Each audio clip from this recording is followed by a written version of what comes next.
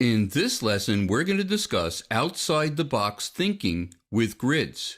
If you'd like to follow along, go under your File menu to New, Document, and let's set up 3 pages. They don't need to be facing pages. And let's make the orientation landscape. And just click OK. One of my favorite features when InDesign CS5 first came out was Gridify. Why don't we see what it's all about? Go to your rectangle tool. If you can't find it, just hit your M key. It will go right there. I'm going to start in the upper left-hand corner of my margins and just drag all the way down to the lower right corner of my margins. Then, without letting go of my mouse, I'm going to hit my up arrow. And you can see that it's dividing the rectangle into rows. If I hit my right arrow, it's going to make columns. If I hit my left arrow, it's going to decrease the number of columns by 1 each time. And the same thing is true of my rows. If I hit my down arrow, it's going to decrease the number of rows. Let me hit my up arrow again. So I end up with 9 rectangles in a perfect grid, fitting perfectly to my margins as soon as I let go. Let me hit delete. Wouldn't it be great if I could place images in a grid? Well, that's another part of Gridify. If I open Mini Bridge, I need to select the images that I want to place from Mini Bridge. I'm going to click on that first image. Then I'm going to add an additional 8 images to that original by holding down my Shift key and clicking again. Now, to place the images, all I need to do is click on any one of the selected images and just drag it into my layout and let go. This is going to load all of those images from www.photospin.com into what's called a loaded brush. We will be talking more about placing images in an upcoming lesson. Now, how do I place all of these images into a grid? Well, first, let me get my mini bridge out of the way just by clicking the little X. And I'm going to start in the upper left-hand corner of my margins and just click and drag all the way down to the lower right corner of my margins. Now, like the other Gridify feature that I showed you earlier, now all I have to do to make rows is hit my up arrow. If I wanted to make less rows, I would hit my down arrow. To add columns, I would click my right arrow. The more times I click, the more columns I'll have. If I were to hit my left arrow, I'm decreasing the number of columns. I'm going to click the right arrow so that I have 9 rectangles. And when I let go, the images are placed in each one of those rectangles. Now, the way it's placing by default is the entire image is fitting within that rectangle. So if I wanted to change the cropping or the size, I could do that afterwards. Very cool. Let me scroll down to the next page. What if I wanted to make a grid of polygons or circles or stars? Well, I can do that just by clicking down on my rectangle. I'm going to go to the ellipse tool. Why don't we do ellipses? I'm going to go once again to that upper left-hand corner of my margins and just click and drag all the way down to the lower right margin. Without letting go of my mouse button, I'm going to click the up arrow. And you can see I'm getting more and more rows. If I hit my down arrow, I'm getting less and less rows. Let me hit my right arrow to add columns. If I hit my left arrow, I get less columns.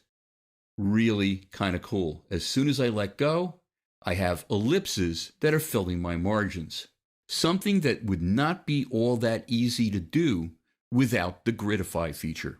Let's continue talking about grids. I'm going to delete all of these objects, and I'm going to turn on my document grid. I'm going to go under the View menu to Grids and Guides, Show Document Grid. And you'll remember that when we were talking about preferences, we talked about the document grid. If it doesn't have the right number of subdivisions in your grid, you can go to your preferences by pressing Command K or Control K, and then going to the grid section to change the number of subdivisions. We're going to leave it as it is.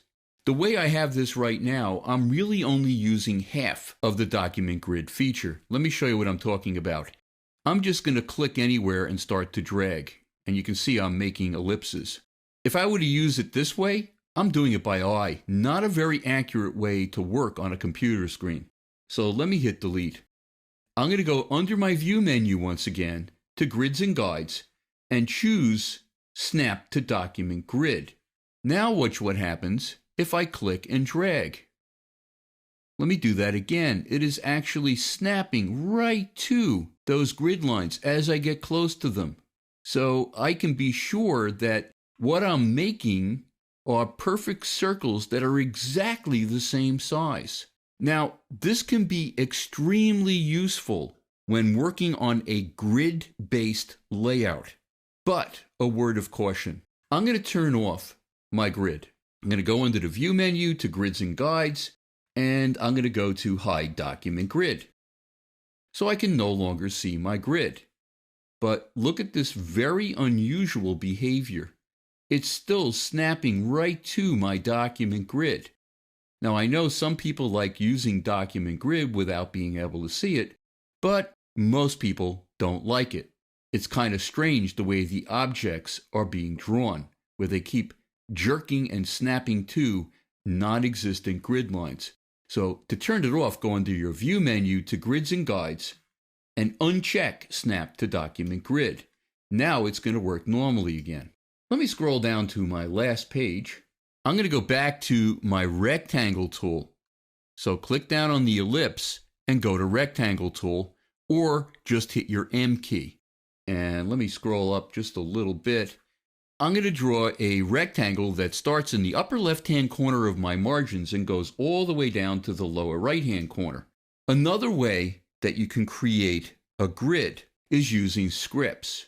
Now, most of the time when I say scripts, I can hear all of the artists cringing because they may not be scripters. The good news is there are a lot of scripts that come with InDesign, so you don't have to worry about being a scripter. To open your Scripts panel, go under the Window menu to Utilities, Scripts. There are bunches of scripts that come with InDesign. What I want you to do is go in the sample files, click the little disclosure arrow, and then next to JavaScript, click the little disclosure arrow there as well. And there's a terrific script called Make Grid.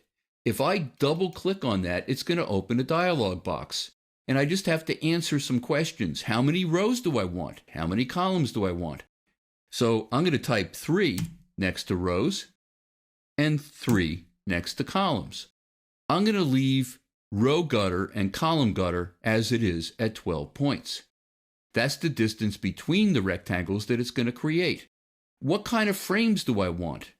Unassigned, text, or graphic? If I want to place images in these frames, I'm probably going to choose graphic. Do I want to retain the formatting and content within my rectangle? Well, at this point, there is no formatting or content. So it doesn't matter whether that's checked or not. Do I want to delete the original object? If I do, I want to leave this checked. And then I'm just going to click OK. And I created an instant grid in a matter of seconds. But what if I wanted guides around my grid? Well, first I have to go to my selection tool and just click and drag to select all of my rectangles. Now, if I double click on the Add Guides script, it's going to open a dialog basically with some questions. Where do I want my guides? Add guides at top. So the top of each object, the left, the bottom, the right. Do I want a horizontal center guide, which will put a guide at the center of each object? I don't think so. Do I want a guide at the vertical center? How about no?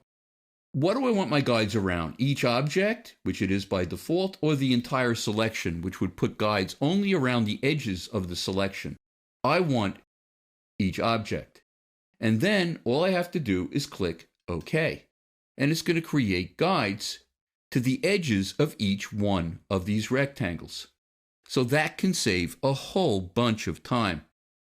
But let me close my scripts, and I'm just going to delete all of these objects. Then I'm going to select all of my guides just by clicking and dragging across them with my selection tool and hit delete. What if I wanted to create guides in a grid, but I didn't have any objects yet? I was going to use the guides to create the objects nicely within a grid. Well, if I go under my layout menu to create guides, you'll see a very similar dialog box that we just saw in the scripts. How many rows of guides do I want? I'm going to go to columns, and I want 3 columns. And what do I want the gutter to be? I'm going to leave it at 1 pica. That's a good amount. If I wanted to increase it, I could click the up arrow. The gutter is the distance between the guides in your grid. In the options section, do I want to fit the guides to the margins? I could also fit them to the page itself. So I have 9 sections, 9 equal sections filling the page. I'm going to go back to margins so you can see I now have those 9 equal sections filling the margins. And then all I have to do is click OK. We're going to be talking more about layouts in the upcoming lesson.